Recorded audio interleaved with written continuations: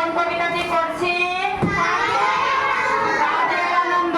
কাজের আনন্দ কবিতাটি কে লিখেছেন? Very good, Nabakrishna Bhattacharya. তাহলে এখন আমরা আবার একটু কবিতাটি মজা করে পড়ি, ঠিক আছে? আক্তারের মাধ্যমে আমরা কবিতাটি পড়ব। কাজের আনন্দ লিখেছেন নবকৃষ্ণ ভট্টাচার্য।